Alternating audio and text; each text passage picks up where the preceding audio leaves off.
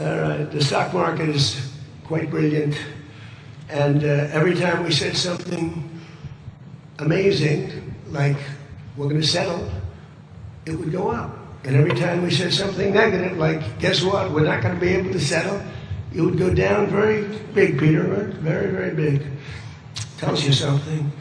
And you know, I've studied presidents, some good, some bad, some great. Not too many are great. And some really bad. We had one just recently. And the one president I did not want to be was the late, great Herbert Hoover. I didn't want that. And who knows what would have happened. But bad things happen. So the past 2 days have provided a chance to discuss the details of the deal with the closest friends and allies, heads of countries. They were all here, a lot of them. Far more than the senators, you know, a lot of them. And they put out a statement. I think President Macron, who did a great job, by the way, did a really fan, him and Bridget, they did a great job. But they all put out statements saying they love this deal because they want to see it over. And they love the fact that the hormones, don't forget, if we were going to drop bombs, let's say we went another month, another 2, 3 months, maybe weeks, could be another 3 months, could be whatever. What do you have left? Got maybe nothing, but you don't have, the strait will never be open.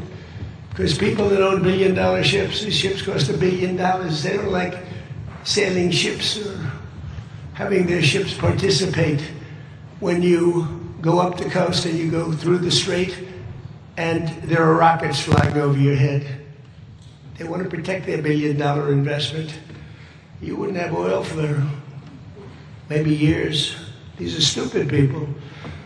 But nobody was tougher than me. Nobody hit Soleimani. You know, when I hit Soleimani, people thought that was the biggest thing to happen in the Middle East for 50 years. That was the biggest event. He was the boss of Iran and respected, but he was a mad genius. He was a genius, the father of the roadside bomb. When you see young men, and in some cases women, mostly men, walking around without legs, without arms, with a face that's been blown to smithereens, it's Soleimani, 95%, 96.2 they say or something, 95%.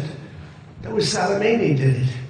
Happened to come from Iran, and I blew him up. You remember that? I blew him up in the Valley of Death. He got off his plane and we followed him. And in all fairness, because they've been wonderful to me, Israel, but they didn't want to do that attack. They were all set. The night before the attack, they informed me they didn't want to do it. So I had to make a decision. I made the decision to do it. But it was a joint venture, as we say in the real estate business. That was a joint venture between Israel and us. We studied it for a month. We knew what plane he was going to be on. Almost a month before, he only traveled on commercial airliners, big ones with lots of people, because he knew we wouldn't shoot him down. He was very smart. But we knew he was going to be on that plane. We followed him, and then Israel informed me that they won't do it. And I had to make a decision. I had some very good generals, and not the ones you see on television, very good. And I want to thank also Pete Hegseth and General Raisin Kane, who's phenomenal. Okay? These guys are phenomenal. They can't be better. But I had some good generals, and I said to them, well, if Israel's not going to do it, we're all prepared. Do we do it? Do you like doing it or not? He said, sure. If you want to do it, we can do it. How well? We'll do it just as well or better. Do it ourselves. We don't need anybody. So we took out Soleimani.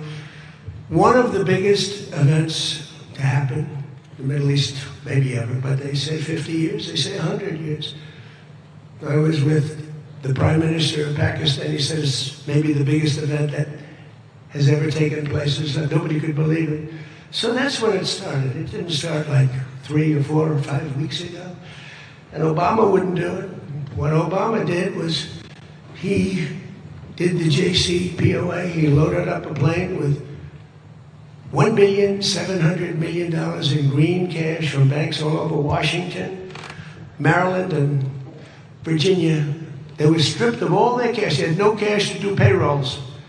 It all went into a Boeing 757, a wonderful plane, and they flew it to Iran, and they gave it out to people. They bribed people. They thought they were going to get it done. Then they gave billions and billions of dollars after that. And they got a deal that was a road to a nuclear weapon. I get so angry, I guess. I'm allowed to get angry when I watch the Democrats. They talk about it all the time. We had this deal done. You had a deal that was going to give them, legally, a nuclear weapon. And if that happened, Israel would have been blown away. And in all fairness to Bibi Netanyahu, who happens to be a good man, gets a little excited sometimes. But he happens to be a very good man. We've had an amazing partnership. He's been an amazing prime minister. We have a little dispute over Lebanon. I say, you can do a little softer touch, Bibi. You don't have to knock down a building every time somebody walks into it that's from Hezbollah. But it's been an amazing partnership. But he will say, we're the big partner, and he's the very small partner, and that's true. So he came to the country, and he begged Barack Hussein Obama, the president, not to do the JCPOA. He said it could be the end of Israel, and it would have been if I didn't come along. And Obama didn't listen to him. Bibi actually went to Congress and pleaded with them, and he got nowhere. And they had this horrible deal. It was horrible for Israel, and that's where it stood. And then I came along and I terminated that deal. Had very little time left. It was a short-term deal. With countries, you need hundreds of years. You don't need 8 years and 9 years. This isn't like you're signing a lease on a candy store in the corner. You need hundreds of years. This was a short-term lease. It expired long ago. Had I let it run, it expired. You wouldn't have been around. A lot of people wouldn't have been around. But Israel would have been terminated. I think the whole Middle East would have been terminated. You saw that when everybody was shocked that all these missiles, they were aimed at these different places.